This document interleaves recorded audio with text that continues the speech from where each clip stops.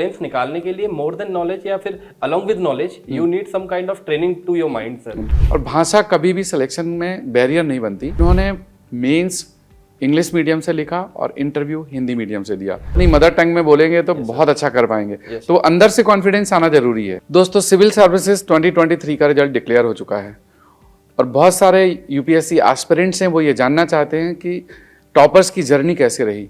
ऐसे ही टॉपर आज हमारे साथ हैं राजीव अग्रवाल। राजीव की इस बार 103 रैंक है। जी हाँ, 103। और एक और बात बताना चाहूँगा, 2022 में भी राजीव ने 269 रैंक अचीव की थी और अभी ये आईआरएस में थे और इस बार इनको अपने चॉइस का डिपार्टमेंट मिल जाएगा क्योंकि 103 रैंक है। तो आज इनसे बात करते हैं, इनकी सक्सेस स्टोरी जानने की कोशिश करते हैं। बहुत सारे ऐसे पहलू हैं जो आपको जान करके आपकी अपनी जर्नी प्लान करने में हेल्प मिलेगी। तो first of all Rajiv, congratulations. Thank you sir, thank you very much. Rajiv ने अपना ग्रेजुएशन किया है दयालबाग कॉलेज आगरा से। 5 इयर्स तक ये जॉब में रहे और जॉब के साथ साथ ये अपनी प्रिपरेशन को कंटिन्यू करते रहे। 5 अटेम्प्ट्स इन्होंने दिए, इस बार ये 5th अटेम्प्ट था। फर्स्ट और सेकंड अटेम्प्ट में इनका प्रीलिम्स नहीं हो पाया, 3rd अटेम्प्ट में प्रीलिम्स हुआ लेकिन मेंस नहीं हो पाया, 4th अटेम्प्ट में इनका फाइनल सिलेक्शन हुआ और इनकी रैंक आई 269 और इस बार 2023 में इनका रैंक था 103। This was 5th attempt. तो राजीव, जो आपकी जर्नी रही ये बहुत ही इंस्पायरिंग है क्योंकि आप जॉब में थे और जॉब के साथ साथ पढ़ाई कर रहे थे और आपने जो कंसिस्टेंसी मेंटेन की और इतना लंबे समय तक अपना एक डेडिकेशन बनाए रखा, पहली बात तो ये बहुत काबिल तारीफ है। और मैं आपसे यही जानना चाहूँगा कि जॉब के साथ पढ़ाई कैसे करते हैं, आपने कितना टाइम देते थे, क्या आपका रूटीन होता था? सर, जॉब में जब आप होते हैं तो आपके पास लिमिटेड टाइम होता है, तो उसमें सर 2-3 चीज़ें आपको बिहेवियरली और जो आपका प्रैक्टिस है उसको ध्यान रखना पड़ता है। पहला चीज़ आती है सर वर्क प्लेस पे। वर्क प्लेस पे सर इंपॉर्टेंट है कि आप जॉब के साथ तैयारी कर रहे हैं तो उसके लिए ज़रूरी है कि सर आपके जो सीनियर्स हैं वो आपसे खुश रहें। दूसरा, आपके जो जूनियर्स हैं वो भी आपके लिए सपोर्टिव हों, क्योंकि अगर आपको वर्क एनवायरनमेंट में थोड़ा सा स्ट्रेसफुल एनवायरनमेंट मिलेगा दिन में तो सर आप पढ़ नहीं सकते हैं घर पे आके भी। राइट। तो मेरा सर पहला ऑब्जेक्टिव ये था कि मैं जो मिनिमम मुझसे रिक्वायरमेंट है वर्क प्लेस पे वो मैं कर रहा हूँ, एफिशिएंटली कर रहा हूँ। तो सर जो वर्क प्लेस इश्यूज हैं वो मेरे साथ नहीं आ रहे थे। दूसरा सर, मैंने एक ऑप्टिमम टाइम फाइंड आउट करने की कोशिश करी जिसमें सर मैं without stress and free mind से पढ़ सकता हूँ। तो सर जो कि रात में पॉसिबल नहीं हो पा रहा था तो मैं मॉर्निंग में पढ़ता था सर। इट वॉज अराउंड कि सर मैं 5 बजे से सुबह 9 बजे तक 4 घंटे डेली पढ़ता था सर, जो वर्क डेज होते थे उन पे। इसके अलावा सर एक और चीज़ जो मैंने करी, मैंने सर अपना जो शेड्यूल था वो कभी भी बहुत हार्ड नहीं बनाया। It was very flexible. जैसे सर मैंने कभी भी प्लान नहीं किया कि मैं हफ्ते में 7 दिन पढ़ूंगा। मेरा सर पहला ये था कि मैं 5 दिन भी पढ़ लूंगा तो बहुत है। कोई भी 5 दिन उसमें सर कोई भी मीटिंग आ गई या फिर और भी कुछ इमरजेंसी काम आ जाता था तो उसको सर उससे मेरे, और मैं 5 दिन भी पढ़ लेता था सर, बट डेज चेंज हो जाते थे तो सर उससे मेरे पास एक जो स्ट्रेस आता है कि हम अपने प्लान को कोप अप नहीं कर पा रहे हैं या उसको फॉलो नहीं कर पा रहे हैं सर, वो नहीं आता था। तो एक सर एनर्जी भी रहती थी कि हम जितना एक वीकली प्लान कर रहे थे सर वो पॉसिबल था, तो सर मैं वो कर रहा था। लेकिन सर जो 2 सेटबैक मिले शुरुआत में उनने थोड़ा डिमोटिवेट किया, बट आई वॉज डिटरमाइंड कि अब गलतियां मैं कर रहा हूँ। I had a lot of self belief sir कि मैं ये एग्जाम निकाल सकता हूँ और I think that is the most important thing in this examination because it is one of the most leveller examination in the country. इस exam में जो परसिस्टेंसी है और दूसरा जो प्रिपरेशन के लिए जो सोर्सेस हैं वो ढूंढ ढांड के लेके आना कि मुझे क्या पढ़ना है कैसे, क्योंकि जॉब के साथ एक्सेस टू दी सोर्सेस कम हो जाता है। क्योंकि आप अगर दिल्ली में रह रहे हो, कोचिंग है तो आप क्लास अटेंड किए या ऐसे मैनेज किया, तो आपने अपने सोर्सेस क्या क्या फॉलो किए? सर मैंने, जैसे मैं जॉब में था सर, लिमिटेड था तो सर मैंने सोर्सेज भी लिमिटेड रखे क्योंकि मेरे पास टाइम भी कम था। सर मैंने स्टैंडर्ड बुक्स फॉलो किए पहले चीज़, और ज़्यादा मटेरियल लेने के बजाय सर मैंने जो सबसे बेस्ट मटेरियल था वो आइडेंटिफाई करने की कोशिश करी और मल्टीपल रिवीजन सर उसी पर लगाया। दूसरा चीज़ सर, जो मैंने अपनी गलतियाँ हो रही थी मुझसे हर अटेम्प्ट में सर, मैंने कुछ ना कुछ सीखा है अपने अटेम्प्ट्स में और उनको आइडेंटिफाई करने की कोशिश की और उन पर वर्क किया सर। फॉर एग्जाम्पल सर, जब मेरे 2 प्रीलिम्स नहीं हुए तो मुझे लगा कि मैं पढ़ बहुत रहा हूँ sir, I had lot of revisions from the book, लेकिन सर कोई टेस्ट नहीं लगाता था मैं या कम लगाता था। तो सर 3rd अटेम्प्ट में मैंने अपना पूरा अप्रोच चेंज कर दिया। Sir it was unique to me, I guess generally लोग नहीं करते हैं। मैंने सर उस साल में क्या किया, कोई बुक नहीं पढ़ी क्योंकि मैं बहुत ज़्यादा पढ़ चुका था पहले 2 अटेम्प्ट में। उसमें सर मैंने टेस्ट से उल्टा पढ़ा, मैंने सारे टेस्ट लगाए, बहुत सारे टेस्ट लगाए सेक्शनल, और उसके बाद उनके सॉल्यूशंस पढ़े सर। और सर मेरा 2 साल से प्रीलिम्स नहीं हो रहा था। That year I cleared forest service prelims cut off also. Yes sir. तो sir that has work for me for last 3 years. क्योंकि हम सर कई बार पढ़ रहे होते हैं तो हमारे पास नॉलेज बहुत इकट्ठा हो जाता है। मैं प्रीलिम्स पर्सपेक्टिव से बात कर रहा हूँ, लेकिन होता क्या है सर, प्रीलिम्स निकालने के लिए मोर देन नॉलेज या फिर along with knowledge you need some kind of training to your mind sir. Right. कि उसी जो हमने पढ़ा है और वही एग्जाम में कैसे पूछा जा सकता है। तो सर जैसे हम बुक पढ़ रहे हैं टेस्ट देने से पहले, टेस्ट देने के बाद सेम वही चैप्टर पढ़ेंगे या सेम पेज पढ़ेंगे सर, तो हमारा पर्सपेक्टिव ही चेंज हो जाता है पढ़ने का सर। तो ये मेरे को हेल्प किया सर। आपने अपना जो एजुकेशन आपकी है वो है MSc इन कंप्यूटर साइंस, तो क्या कंप्यूटर साइंस का कोई एडवांटेज मिला है इस प्रिपरेशन के दौरान? क्योंकि आपने ऑप्शनल तो ज्योग्राफी लिया है, तो कोई कोरिलेशन कहीं ऐसा लगा कि ये एक एडवांटेज है? सर एडवांटेज इस सेंस में था कि एक तो आप अगर डिजिटल रिसोर्सेज यूज कर रहे हैं तो थोड़ा सा उसका फायदा होता है। मैं सर पूरी तरह डिजिटल रिसोर्सेज में नहीं था, it was like a hybrid medium for me. एक सर वो यूजफुल था सर, दूसरा इंटरव्यू में बहुत आसान रहता है। और सर जो साइंस एंड टेक जो पोर्शन आ रहा है पेपर 3 में या इंटरव्यू में सर, उसमें जो बेसिक साइंसेज है उसका जो सर एरियाज हैं जो क्वेश्चन पूछ रहे हैं सर वो काफ़ी कम है। Most of the things are based on the technology, and most things are on the evolving technology, right, which everything है sir computer science, be it artificial intelligence, तो robotics। साइंस टेक में काफ़ी help मिली होगी। That helped me sir। अच्छा, अभी जो discussion में हम पहले बात कर रहे थे, आपने बताया कि इस बार आपने अपना मीडियम ऑफ इंटरव्यू चेंज किया। तो पहली बात तो ये बहुत सारे एस्पिरेंट्स हैं उनको नहीं पता होगा कि अगर आपने मेंस इंग्लिश मीडियम से लिखा है और आप इंटरव्यू हिंदी में देना चाहते हैं तो दे सकते हैं, या किसी और भाषा में देना चाहते हैं तो उसमें भी दे सकते हैं।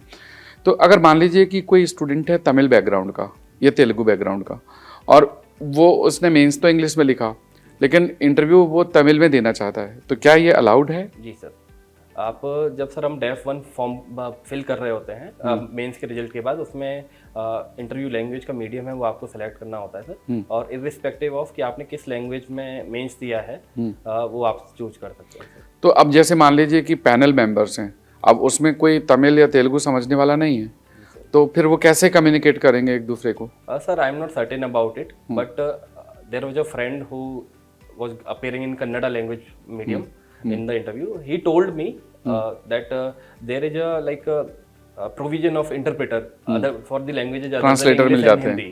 There will be translator there.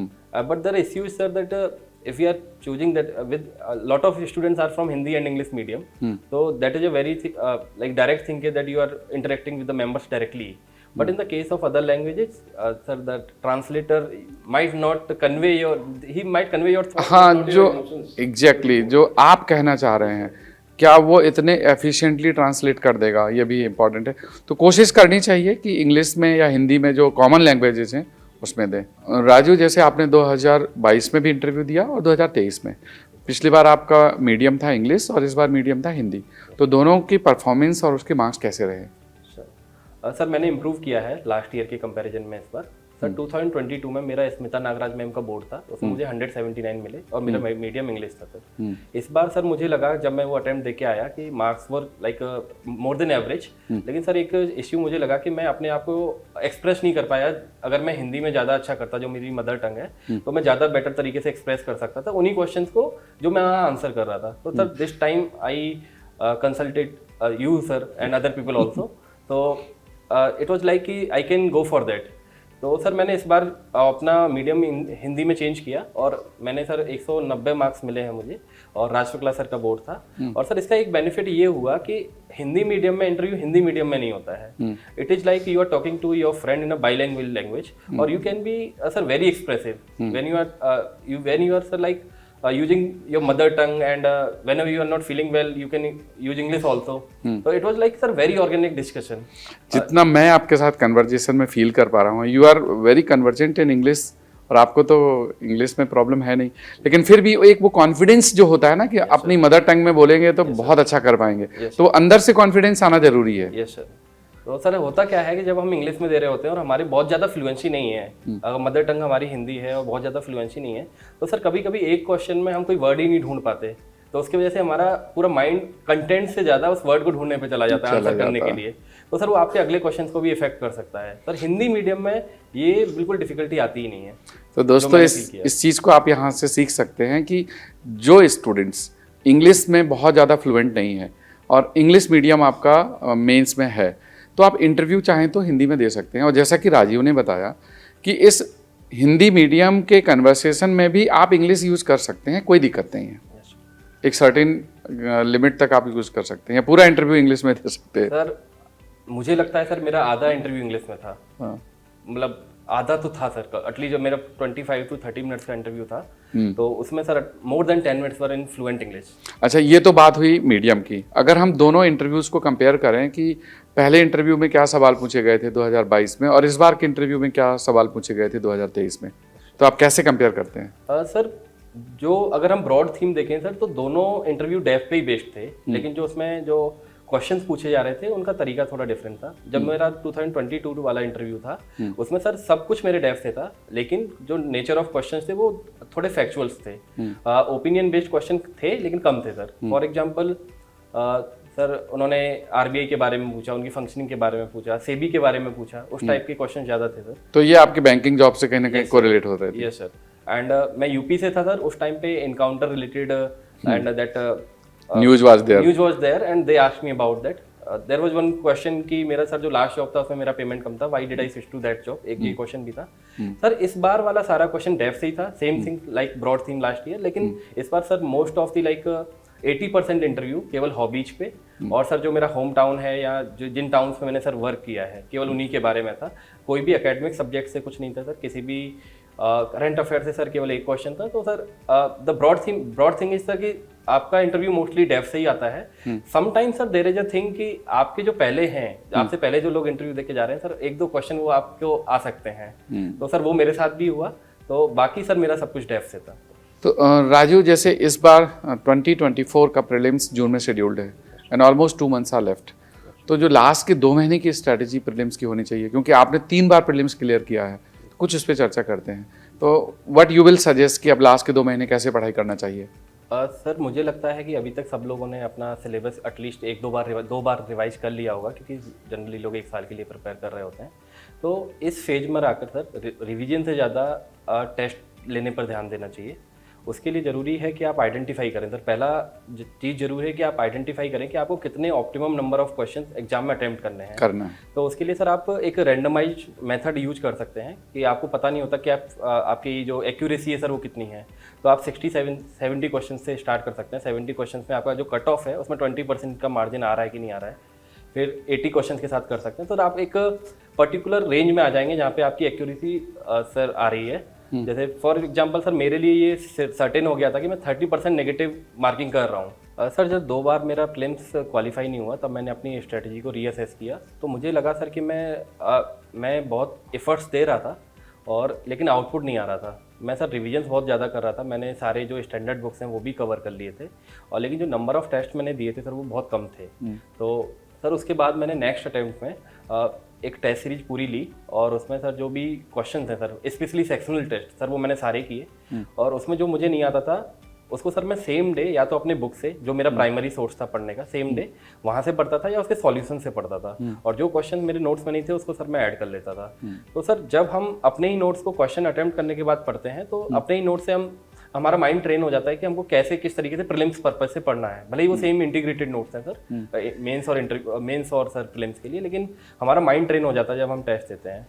तो सर इसके बाद जब मैंने टेस्ट दिए, जो एक्चुअल एग्जाम लिया है सर 3 बार, तीनों बार ये स्ट्रेटेजी मुझे हेल्प करी है सर। मैंने टेस्ट पूरे सारे सेक्शनल दिए हैं एक पर्टिकुलर टेस्ट सीरीज में, उसके बाद कुछ फुल लेंथ टेस्ट में देता था सर, और ये सर हर बार हुआ है। 2 बार सर मेरा फॉरेस्ट का कट ऑफ भी निकला है, और लास्ट टाइम सर फॉरेस्ट का कट ऑफ नहीं निकला था, लेकिन 2 बार सर निकला है, और लास्ट टाइम भी सर बहुत कंफर्टेबली मेरा कट ऑफ क्लियर हो रहा था। तो सर प्रीलिम्स के लिए टेस्ट रिवाइज ये वाला सर स्ट्रेटेजी बहुत काम करता है। सर एक और चीज़ जो मैंने नोटिस करी है, तो सर मुझे लगा है कि एग्जाम वाले दिन जब हम मेहनत भी करते हैं, लेकिन कई बार क्या होता है एक माइंडसेट हमारा बन जाता है कि इस पर्टिकुलर टाइप का पेपर आएगा, और या फिर पर्टिकुलर टाइप के क्वेश्चंस आएंगे किसी पर्टिकुलर सब्जेक्ट से, और जब हम पहला पेज खोलते हैं तो कभी कभी ऐसा हो जाता है कि जो सब्जेक्ट हमारा सबसे वीक है वही हमको पहले पेज पे दिखता है, और कॉन्फिडेंस ब्रेक हो जाता है सर। या फिर सर जैसे लास्ट ईयर हुआ कि क्वेश्चन पैटर्न चेंज हो गया, तो सर उसमें हमें कॉन्फिडेंस रखना चाहिए कि हमने तैयारी की है, बाकी लोगों ने भी उतनी ही करी है। और दूसरा क्या है कि अगर पेपर टफ आ रहा है सबके लिए, तो पहला थॉट तो सर ये आना चाहिए पेपर टफ है अगर टफ है तो, और दूसरा सर ये साथ में ये आ जाना चाहिए कि कट ऑफ कम हो जाएगी। अच्छा, इस बार अभी देखा है जैसे लास्ट ईयर 88 के आसपास कट ऑफ था जनरल का, इस बार 75 है, cut off has come down, और ड्रास्टिकली इतना डिफरेंस 13 मार्क्स का डिफरेंस होना बहुत बड़ी बात है। तो क्या रीजन रहे होंगे, कट ऑफ कम क्यों आया? सर पहला रीजन तो जीएस पेपर की वजह से ही है, जिसमें पैटर्न थोड़ा चेंज हुआ, जिसमें आपको सर एग्जैक्ट इन्फॉर्मेशन चाहिए हर ऑप्शन के बारे में। जो सर एलिमिनेशन टेक्निक से जो क्वेश्चन सॉल्व हो जाते थे वो उस एक्सटेंट तक नहीं हो रहा था सर इस बार में। दूसरा सर इस बार में जो सीसेट पेपर था कंपैरेटिवली उसमें जो सर रीजनिंग थी और मैथमेटिक्स था वो सर कंपैरेटिवली स्क्यूड था कुछ पर्टिकुलर टॉपिक्स में। फॉर एग्जांपल सर जैसे जो मैथमेटिक्स थी, जो बेसिक मैथ है या सर क्वांटिटेटिव एप्टीट्यूड था, वो सर नंबर सिस्टम और परम्यूटेशन कॉम्बिनेशन से बहुत ज़्यादा था। और जो ट्रेडिशनल टॉपिक्स हैं जो लोग जनरली तैयार करते हैं, फॉर एग्जांपल, और सर जो आसान भी होते हैं, परसेंटेज हुआ या फिर सर और भी चीज़ें हैं जो थोड़े रेशियो वाले क्वेश्चन हैं, वो सर बहुत कम थे या थे ही नहीं। तो सर जो ये डिफिकल्टी लेवल आया परम्यूटेशन कॉम्बिनेशन की वजह से, नंबर सिस्टम में भी वो क्वेश्चन ऐसे थे कि अगर आप उनको ब्रूट फोर्स मेथड से कर रहे हैं, कि आप नॉर्मल मेथड से कर रहे हैं, 10th जैसे आप बेसिक तरीके से करते हैं, टाइम ले रहा था सर। और अगर आपने पढ़ा नहीं है तो उसके लिए सर आपको वो टॉपिक्स करने पड़ेंगे पहले। तो आई विल एडवाइज कि आपको पहले सर अभी रेस में जाने के लिए पहले सीसेट ही क्वालिफाई करना है। तो सीसेट, और बहुत सारे स्टूडेंट्स सीसेट को लाइटली लेते हैं और बाद में पता लगता है कि सीसेट ही क्लियर नहीं हुआ। और सर ये उनके लिए भी है जो प्रीमियर इंस्टीट्यूट से हैं या फिर साइंस बैकग्राउंड से, इंजीनियरिंग बैकग्राउंड से हैं, क्योंकि पेपर रियली डिफिकल्ट था। और उसमें सर मैं ये भी मानता हूँ कि लास्ट ईयर जो कॉम्प्रिहेंशन था वो कंपैरेटिवली सिंपलर था पहले से। अगर वो भी टफ होता तो पेपर सीसेट को क्लियर करना और ज़्यादा मुश्किल हो जाता था। बट इतना टफ नहीं होना चाहिए, क्योंकि बहुत सारे स्टूडेंट्स आते हैं ह्यूमैनिटी बैकग्राउंड से और उनका मैथ उतना अच्छा नहीं होता है, लेकिन पेपर डिफिकल्ट बहुत था। क्योंकि आप अगर देखो उसमें प्रोबेबिलिटी के क्वेश्चंस थे, वो आसानी से नहीं हो पाते, और टाइम टेकिंग क्वेश्चंस भी बहुत थे। तो ये तो दूसरा क्या सर, पर्टिकुलर टॉपिक्स पे भी स्क्यूड नहीं होना चाहिए कोई भी पेपर, क्योंकि अगर आप सिलेबस में क्वांटिटेटिव एप्टीट्यूड में बहुत सारे टॉपिक्स हैं सर, तो सारे क्वेश्चन थोड़े थोड़े क्वेश्चन आएंगे तो सर उसमें ये होता है कि किसी ने तैयार भी किया है तो भी वो रेस से बाहर हो जाता है। राइट। तो दोस्तों ये था डिस्कशन राजीव अग्रवाल से, इनकी रैंक है 103। और सबसे जो अहम बात इनसे सीखने की है वो है कि इन्होंने मेंस इंग्लिश मीडियम से लिखा और इंटरव्यू हिंदी मीडियम से दिया। बहुत सारे लोगों को शायद इसका पता ही नहीं होता कि ये अलाउड है, तो ऐसा कर सकते हैं। और भाषा कभी भी सिलेक्शन में बैरियर नहीं बनती, आपको अपने आप को एक्सप्रेस करना है। जो भी भाषा आपको अच्छी लगती है, जिसमें भी कॉन्फिडेंस है, आप उसमें एक्सप्रेस कर सकते हैं। और अगर आपको कुछ और इन्फॉर्मेशन चाहिए तो आप हमसे कनेक्ट कर सकते हैं। राजीव ने नेक्स्ट IAS में मेंस एडवांस कोर्स में एनरोल किया था GS के, फिर mains test series, interview guidance programme, ऐसे गाइडेंस प्रोग्राम। तो राजीव का ये एसोसिएशन था नेक्स्ट IAS के साथ। और दोस्तों इसमें आपको ये प्रोग्राम कैसा लगा आप कमेंट बॉक्स में ज़रूर लिखना। आने वाले इंटरव्यूज़ में किन किन मुद्दों पे हम बात करें, आप अगर सजेशन देंगे, अगर कमेंट बॉक्स में लिखेंगे तो हम उन मुद्दों पे डिस्कशन करेंगे टॉपर्स से। So thank you for watching and thank you Rajiv. Thank you sir. Thank you very much sir.